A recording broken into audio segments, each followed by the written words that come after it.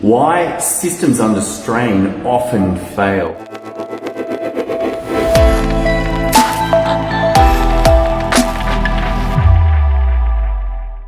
This is an interesting topic right now because here in New South Wales, well, I'm actually up in Queensland at the moment, spending a night in a hotel with my wife, which has been awesome.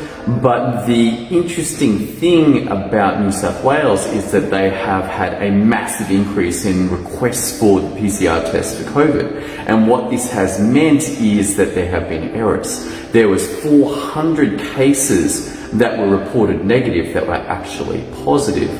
And this was interesting to me because previously the system's been handling it reasonably well, but as the increased demand has come on, what has happened is that it's taking longer and longer for results to come back. So much so that the entire purpose of getting the PCR test is to show that you are not infected within 72 hours of getting the test. But the results are taking 5, 6, and 7 days to come back. So it's an entire waste of time. But when you show up for the PCR test, you don't know how long it's going to take. It's only because of the increased demand on the system pushing through so many tests at once that the delays have come. Now, this shows an inability for somebody who's designing this to go, where's the slow point? You see, there is no point in taking 10,000 samples a day of a test if you can only process 5,000. What's going to happen every day that goes past, you're going to backlog 5,000 and therefore you will not get through them and you'll have a backlog. As we've previously discussed, it is very hard to run a system faster than 100%. When people don't understand where the sticking points are, it is very easy to make mistakes like this and say, hey, we actually can only process 5,000. We need to prioritize which 5,000 are going to get done. Now, obviously, it's more than that across the state of New South Wales, but the theory holds true. Like, if your slowest point in the testing process is that of 5,000 per day, there is 0 point in taking 25,000 samples, 10,000 samples. There is no point in taking 5,001 sample because your capacity for that slowest point is 5,000. And the only way to get more than 5,000 is to go to that slowest point and perhaps you increase it to 7,000 or 10,000.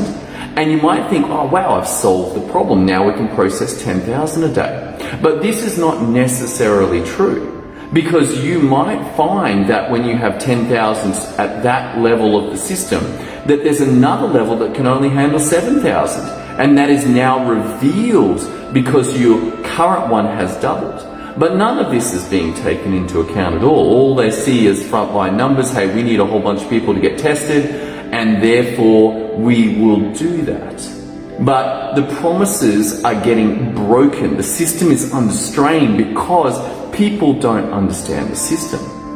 And we actually should go through and look at, well, what's the maximum number we can do? There will be a maximum number if everything works properly. And the more that the system comes under strain, the more likely it is that errors in the way the very system is done will be exposed. This is a major problem. And yet none of this is thought about. Whether we even should be testing everybody right now in Australia is a question. Most people are only doing it so they can travel. They don't sick, they have no symptoms. They're only doing it so that they can come into Queensland. Luckily, I live in the northern border zone, which hilariously enough, you don't need a test at all. You can just come across and say, yep, I'm in the border zone and I'm vaccinated, therefore I can come in. Now, this makes no sense at all because we have had Sydney people coming to Byron Bay over the last 5, 6 weeks, bringing COVID with us. And yet the rules for us are different from those from Sydney, even though the limitation of COVID to behave differently in these areas is ridiculous. That people think somehow that COVID knows what human rules are. No, it doesn't. But yet all of this behavior going on. The most interesting thing is, to me, that who's paying for all of these tests? You see, the Australian governments are paying for these tests. And when no one is paying, and there's no cost involved, then you get all these sort of weird things happening where people are just like, I need to travel, I need to get tested, I'm not paying, okay, I'll go get the test. Even if that is not the best usage. But that's what happens when we have unlimited money. The money can just be printed or borrowed further until perhaps one day we can't. And all of these behaviors that have gone on in 2020 and 2021 may come to a halt. Maybe not. Maybe not. But most likely it will come through that we do experience consequences. Why? Because, well, as we just discussed in this before, systems create results. And if you mess with the system the way that it has been over the last 2 years, eventually those results will come through, and it will be very difficult to pinpoint where it came from, what to change, and also potentially even how to fix it if it is that broken. Hopefully we don't end up in that stage. Why? Well, my hope, of course, is that more people learn how to do systems and it becomes obvious how to do these things in life where you can get results far better, far faster, far more easily, far more effectively, and far more safely than you can without understanding what systems are. Alright, that's all I got for you today. I hope you're having an awesome day. I look forward to seeing you on the next episode as we continue this journey into the power of systems create results. I'll see you then.